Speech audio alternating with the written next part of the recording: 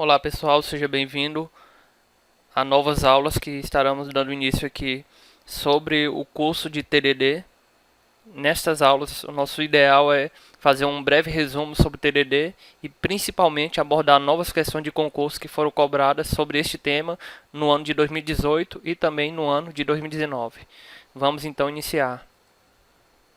Esse é um dos slides principais quando nós abordamos sobre teste e, sobretudo, como que os testes são realizados sob a perspectiva do TDD. Se você não se lembra, TDD significa Test Driven Development ou desenvolvimento orientado a teste no português. Quando nós pegamos lá na engenharia de software os primeiros modelos de abordagem de software, como o modelo cascata, o que nós vemos é essa figura acima, né? Engenharia de requisito do sistema, primeira etapa. Design de software, segunda etapa. Programação e teste, terceira. Teste de sistema, quarta etapa. E por último, na quinta etapa, a manutenção do sistema. Então, se a gente avalia a etapa em que o teste é realizado, a gente vai facilmente concluir de que é na quarta, na verdade na terceira e na quarta etapa, né, segundo o modelo cascata e algumas abordagens também tradicionais da época. Quando nós vemos então a necessidade de teste do ponto de vista da qualidade de software, a gente percebe que o modelo cascata ele trata muito tardiamente essa aplicação de teste. E aí quando nós vemos agora para novas metodologias, como nós conhecemos de metodologia ágil, né, como o Extreme Program, que inclui dentre um dos princípios a prática do TDD, nós vamos agora ter uma nova versão, né, uma nova abordagem de como o teste é aplicado. Aqui no TDD, antes de a gente escrever o código, nós já vamos ter o teste, né? Primeiramente o teste, depois o código, e aí por último, né, a minha ideia vai ser eu criar um código que funcione aquele teste, e aí depois que já me assegurar de que aquela funcionalidade foi devidamente implementada, né, baseando-se nos testes que foram realizados, posteriormente no código que foi utilizado para que fazesse com que aquele teste passasse, né, aí antes de eu iniciar para o novo teste, eu vou fazer o que a gente chama de refactoring, né, ou seja, eu vou melhorar agora a qualidade interna do código para dar continuidade aos próximos testes que eu estarei realizando na minha aplicação. Uma coisa interessante aqui que o TDD atua também são no que a gente conhece de teste de unidade, né? A gente sabe que existem diversos testes que podem ser aplicados em um software, teste de unidade, teste de integração, teste de regressão e por aí vai, né? Mas o TDD ele vai se focar bastante no menor requisito de um software, que nada mais é do que os testes de unidade. Então, só para recapitular, nós temos assim uma imagem de como o teste ele era aplicado em uma abordagem tradicional, e abaixo temos ele aplicado sobre a perspectiva do TDD, que é uma prática ágil, incluída sobretudo na metodologia Extreme Program, né, ou XP. Então, nessa metodologia, tu escreve primeiramente o teste, logo depois tu escreve o código, e aí depois que o código estiver fazendo com que aquele teste passe na aplicação, né, no que você vai verificar e validar aquele teste, aí você então resolve melhorar a qualidade interna do código, e esse processo é chamado de refactoring. Isso então, vimos aqui a diferença entre o desenvolvimento guiado por teste e a abordagem tradicional aplicando os testes. Vamos dar continuidade. Temos aqui o ciclo de vida do TDD, né? O vermelho, o verde e o refatoração, né? O refactoring. O vermelho você vai escrever primeiramente um teste que falhe. Na etapa verde você vai escrever um código para passar no teste, e aí depois que essas duas etapas estiverem bem alinhadas, aí pronto, você vai garantir de que o teste foi validado na aplicação, você agora apenas vai melhorar a qualidade interna daquele código. E por melhorar a qualidade interna, entenda a técnica de refatoração ou refactoring, né? Vai ser nessa etapa que você vai eliminar a redundância. Um ponto interessante aqui é que, por mais que vemos que o ciclo de vida ele vai ter três etapas, né? O vermelho, o verde e o azul, né? O refactoring, algumas questões de concurso cobram como se o TDD tivesse mais etapas ao invés de apenas essas três. Só que nós temos que entender o seguinte: etapas do ciclo de vida são três, mas em cada uma das etapas eu posso ter uma subetapa. Então, se eu conheço o TDD apenas por alto, né, e apenas sei as três etapas deles, mas eu não sei qual trabalho que acontece em cada uma das etapas, eu posso estar errando uma questão como essa. A gente vai já responder uma questão, sobretudo, bem semelhante a essa, e você vai entender que ciclo de vida nós temos o vermelho, o verde e o azul. né, que é o red, green e o refactoring, né? Porém, em cada uma dessas etapas aí vai acontecer algumas subatividades. Então, eu preciso conhecer também um pouco dessas subatividades para que eu não confunda e acabe errando uma questão de concurso, porque acho que apenas só vai ser 3 etapas e não vai acontecer nenhuma subetapa em cada uma das etapas. Feito então essa rápida exemplificação aqui e revisão do que a gente já estudou sobre TDD, a gente vai começar então a responder algumas questões de concurso. Vamos então às primeiras questões. Questão número 1. Com relação à criptografia, desenvolvimento orientado a testes e Hibernate, julgue o item a seguir. O TDD possibilita o desenvolvimento de softwares fundamentado em testes.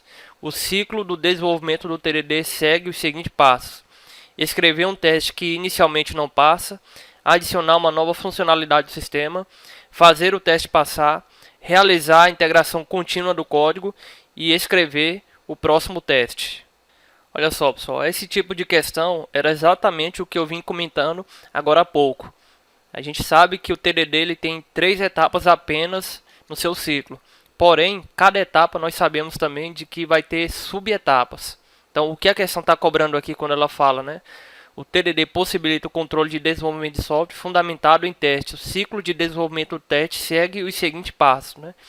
Esses passos aqui não, sobretudo, não estão diretamente relacionados às etapas do ciclo, mas às subetapas que estão agrupadas das etapas do TDD. Então vamos lá ao primeiro passo. Escrever um teste que inicialmente não passa. Certo ou errado isso aí? Tá certo, né? A gente sabe que o primeiro estado do ciclo TDD é o que? É o vermelho, né? Exatamente, você vai escrever um teste que inicialmente não passa. Pode ser que não tenha muito cabimento, né? Não tenha tanta explicação isso aí, mas lembre-se também que no TDD a gente começa com baby steps, né? O que a gente chama de passos de bebê. E aí quando a gente começa a entender como é que um bebê começa a aprender, né? Ele vai começando ali por baixo, né? E a cada dia vai evoluindo um pouquinho mais. A ideia de eu aplicar o TDD é exatamente essa, né? A ideia é que a gente comece um teste por baixo, né? Criando primeiramente um teste. E esse teste que é interessante que ele falhe logo no início. Por quê? Porque à medida que eu vou trabalhando nesse teste nos outros dias, né, nos outros momentos, eu vou evoluindo o conhecimento que eu terei, né, daquela compreensão, sobretudo daquele teste. Então lembra também de que aquele ciclo TDD vermelho, verde, refactor, ele não ocorre apenas uma vez, né? Ele é um ciclo iterativo, ele vai ocorrer quantas vezes for necessário até que o teu teste esteja devidamente implementado, né, e o teu código devidamente refatorado. Então a primeira etapa, escrever um teste que inicialmente não passa, está correto. Segunda etapa, agora que tu já escreveu um teste que não passa, agora tu vai adicionar uma nova funcionalidade no sistema, né? Tu vai colocar ele lá no checklist para que essa funcionalidade seja desenvolvida. Desenvolveu então essa nova funcionalidade, está pronto, posso passar para a nova funcionalidade? Claro que não, né? É agora que a gente vai aplicar propriamente dito, né, o desenvolvimento orientado a teste. Agora eu vou criar um código para validar se aquele teste que eu fiz em relação à nova funcionalidade ela está correta ou não. Por que é interessante essa etapa, né? Porque a gente sabe que existe um teste chamado teste de regressão, que ele visa assegurar de que à medida que tu vai adicionando novas funcionalidades no teu sistema, essas funcionalidades novas acabem não impactando em funcionalidades que já existem. É muito comum a gente receber relatos aí de que um sistema foi atualizado e o que não estava funcionando continua sem funcionar, porém o que estava funcionando agora depois da atualização deixou de funcionar. Então é por isso que o TDD ele aplica essa etapa para quê? Para justamente validar de que o que vai ser adicionado posteriormente não impacte negativamente no que já está adicionado, né, do que já está em uso dentro do sistema. Então, primeiro, segundo, terceiro passo está tranquilo, né? Quarto passo, realizar a integração contínua do código. E aí eu quero falar para vocês o seguinte, embora nós não tenhamos explicitamente uma etapa como essa, mas ali entre a etapa verde e a etapa de refatoração vai acontecer exatamente essa etapa aqui, que é a realização da integração contínua do código, né? Inclusive a gente fala disso sobre no curso de versionamento e integração contínua, né? Para quando eu quero automatizar builds e deploys, eu utilizo basicamente um dos pré-requisitos é o que? Utilizar TDD, pode ser utilizando JUnit, e logo depois utilizar também um sistema de versionamento, e aí logo depois eu automatizo todo o deploy, todos os builds com uma ferramenta como o Jenkins ou outras a mais que podem ser feitas nesse contexto que estão disponíveis no mercado atualmente. Então, realizar a integração contínua do código, exatamente. Agora que tu verificou que o teu código de teste ele não está quebrando o teu sistema, tu pode agora integrar esse código com outros códigos para que permita futuramente, né, de que o teu sistema esteja totalmente integrado, né, e esteja em operação o mais rápido possível. Então, primeira, segunda, terceira etapa está correta. A última etapa, escrever o próximo teste. Tá certo ou tá errado? Tá errado, né? Por que que tá errado, pessoal? Porque antes de eu escrever o próximo teste, eu preciso fazer o quê, né? Lembra lá do ciclo verde, vermelho e refactor, né? Eu preciso melhorar a estrutura interna do código, né? Eu preciso refatorar o meu código. Então perceba, o refatoramento do código levaria aqui como quinta etapa, e aí depois sim eu posso partir para o próximo teste. Então perceba que a questão está errada nesse sentido por omitir uma das etapas importantes do ciclo TDD, que é o que? A refatoração do código. Logo, a questão número 1 está errada, né? Essa questão foi bem legal porque deu para a gente simular bem o ciclo TDD e deu para simular também algumas subetapas que ocorrem dentro daquelas três etapas, né? Que é o vermelho, o verde e o refactoring. Questão número 2. Um analista está trabalhando em um projeto de desenvolvimento de software utilizando o método Extreme Program e executando o teste com base no ciclo definido no Test Driven Development ou TDD. Nesse ciclo, letra A, o código de programa é escrito depois e é submetido aos testes. Letra B, o teste escrito inicialmente falhará porque o código ainda não foi desenvolvido. Letra C, primeiro se escreve o teste de aceitação para depois escrever o código correspondente. Letra D, o código é considerado concluído assim que passa no primeiro teste. Ou letra E, cada teste engloba um conjunto de requisitos funcionais e ou não funcionais. Vamos analisar então cada alternativa. Então, com base no TDD, né, no ciclo dele, que temos a etapa vermelho, verde e refactoring. Letra A, o código de programa é escrito e depois é submetido aos testes. Errado, né? Primeira etapa é qual? Vermelha, né? Você vai escrever um teste que falhe propositalmente, né? Porque o TDD ele atua com base no baby steps, né? Os passos de bebê, em que iterativamente você vai melhorando a compreensão daquele teste. E aí, inicialmente, você vai escrever primeiro um teste que falhe para depois pensar num código que faça aquele teste passar. Então a letra A está errado, né? Letra B. O teste escrito inicialmente falhará porque o código ainda não foi desenvolvido. Olha só. O teste escrito inicialmente falhará porque o código ainda não foi desenvolvido. Exato, né? Pode ser uma candidata a ser o gabarito da questão. Por quê? Porque aqui está falando, né, de que o teste vai falhar porque o código não foi desenvolvido. Ou seja, o teste, com base na primeira etapa, né, você vai escrever um teste que falhe propositalmente e posteriormente você escreve um código que faça aquele teste passar.